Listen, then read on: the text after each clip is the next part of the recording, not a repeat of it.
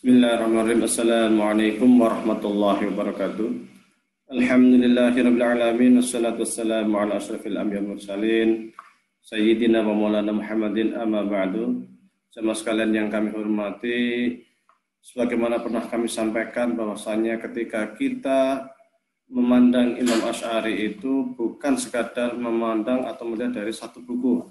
Seperti buku ini Al-Ibanah an Ushulid Diyanah, bukan hanya sekadar melihat satu buku saja, tetapi Imam Asy'ari juga punya buku lain seperti ini, Usulu Ahli Sunnah wal Jamaah, juga punya ini Kitabul Lumah, dan juga ada lagi kitab Maqalatul Islamiyin dan lain sebagainya.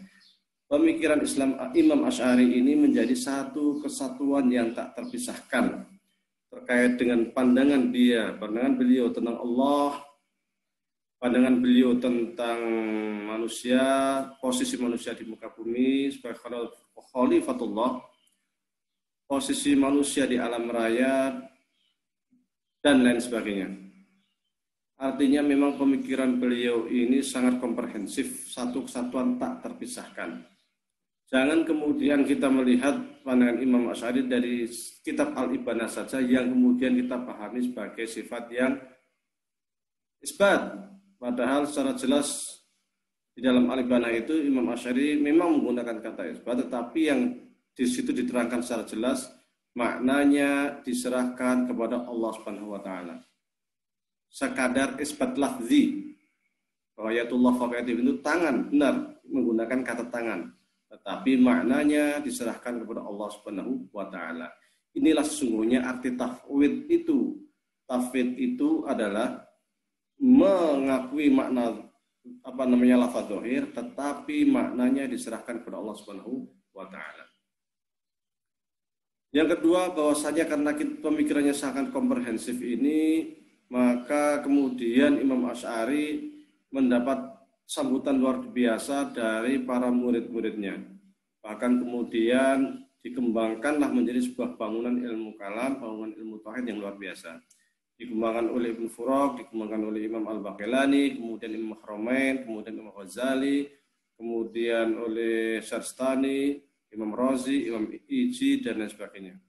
Mereka membuat menulis buku yang sangat tebal, yang tak lepas dari apa yang telah digariskan oleh Imam Asy'ari, yaitu terkait sikap manusia terhadap Allah, sikap manusia terhadap alam raya, sikap manusia terhadap sesama, dan posisi manusia di jagat raya ini. Jadi pemikiran yang sangat komprehensif, oleh karena itu tidak heran jika kemudian Imam Asy'ari terbentuk sebuah madhab dalam ilmu tauhid atau ilmu kalam. Pemikiran Imam Asy'ari yang komprehensif ini juga ternyata mirip dengan pemikiran Imam Al-Maturidi di Asia Tengah sana yang sezaman dengan Imam Asy'ari, dan kemudian membentuklah sebuah pemikiran ataupun bangunan pemikiran yang sangat komprehensif sehingga membentuklah sebuah madhab Maturidiyah. Karena pemikirannya sama dan Asy'ariyah, maka mereka itu kemudian disebut dengan istilah Ahli Sunnah wal Jamaah. Yang ingin kami sampaikan sungguhnya hanya satu hal saja, yaitu memahami Imam Asy'ari secara komprehensif. Yang pertama. Yang kedua, tatkala memberikan hujjah ataupun argumen di dalam memberikan posisi manusia ataupun menyikapi posisi manusia dan Allah dengan alam raya ataupun dengan sesama, Imam Asy'ari menggunakan setidaknya dua dalil, yaitu dalil nakli, yaitu dan ayat-ayat Al-Quran ataupun sunnah Rasulullah SAW, dan juga dalil akli. Dan dalil akli ini sangat banyak, sangat luas, sangat panjang lebar. Beliau sangat panjang lebar di dalam memberikan dalil akli ini. Setidaknya beliau sering sekali menggunakan argumen dalilul hudus. Dalilul hudus, yaitu menggunakan alam raya, alam fisik untuk membuktikan alam metafisik. Di sini sangat jelas tentang kepandaian, kepiawaian Imam Asy'ari di dalam berlogika dan berfilsafat. Bahkan untuk ilmu kalam sendiri, beliau mengatakan baik bagi orang yang mampu untuk belajar ilmu kalam, itu baik dan dianjurkan untuk belajar ilmu kalam seperti yang beliau tulis di dalam buku Risalatu istihsanil khawd fi ilmil kalam. Jadi sebuah risalah tentang anjuran untuk belajar ilmu kalam. Maka ketika kita sering mendengar Imam Asy'ari bertaubat, ini saya tidak menemukan dalam buku-buku Imam Asy'ari bahwasanya bertaubat, bertobat dari pemikiran pertama. Itu tidak ada. Bahkan posisi kitab Al-Ibanah sendiri, apakah dia di akhir atau di awal, ini menjadi perdebatan di kalangan para ulama. Namun banyak yang mengatakan Al-Ibanah ini merupakan buku pertama Imam Asy'ari setelah beliau berhenti dari pemikiran Mu'tazilah menuju pemikiran Ahmad bin Hanbal. Sebelum Imam Asy'ari sendiri, sesungguhnya istilah ahli sunnah itu tidak masyhur, karena yang umum dipakai adalah istilah ahlul hadis. Tetapi Imam Asy'ari lah yang memasyhurkan istilah ini dengan istilah ahli sunnah wal jamaah, seperti dalam bukunya ini, usul ahli sunnah wal jamaah, prinsip ahli sunnah wal jamaah. Di sini disebutkan prinsip-prinsip dasar. Siapa yang disebut ahli sunnah, di sini disebutkan satu poinnya banyak, dari 1 sampai sekian.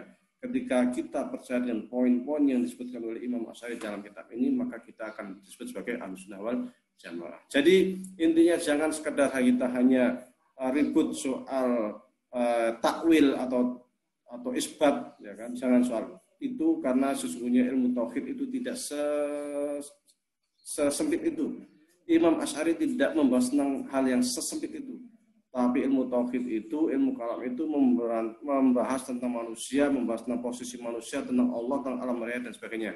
Maka kita sebagai pengikut Imam Asy'ari, sejatinya kita itu juga mempelajari tentang apa atau siapa Imam Asy'ari, sehingga kita bisa mencontek pemikiran Imam Asy'ari. Saat ini yang kita hadapi adalah terkait dengan marxisme, terkait dengan liberalisme, terkait dengan individualisme, dan isme-isme lain yang itu membutuhkan counter terhadap kita, terutama materialisme yang luar biasa yang menggerogoti dunia Islam. Sehingga umat Islam meskipun dia sholat, puasa, haji, tetapi korupsi juga merajalela, dekadensi moral juga merajalela, padahal mereka juga sholat, mereka juga puasa, mereka juga berzakat, tetapi terjadi dekadensi moral luar biasa di dunia Islam. Ini sesungguhnya membutuhkan solusi, membutuhkan pemikiran, dan pijakan pemikiran kita itu bisa berangkat dari Imam Asy'ari. Bagaimana beliau melihat Allah, bagaimana beliau melihat manusia, bagaimana melihat alam raya, dan posisi manusia di tengah-tengah alam raya ini. Karena pijakan tauhid itulah yang menjadikan kita menjadi eksis, kita bisa memandang kehidupan sesuai dengan apa yang dikehendaki Allah Subhanahu wa taala. Jangan hanya berdebat soal hal-hal yang remeh-temeh, melihat pemikiran Asy'ari secara sangat-sangat parsial hanya dari sisi isbat atau tafwid atau takwil saja, tanpa melihat persoalan lain yang lebih besar. Wallahu a'lam wa billahi taufiq wal hidayah. Wassalamualaikum warahmatullahi wabarakatuh.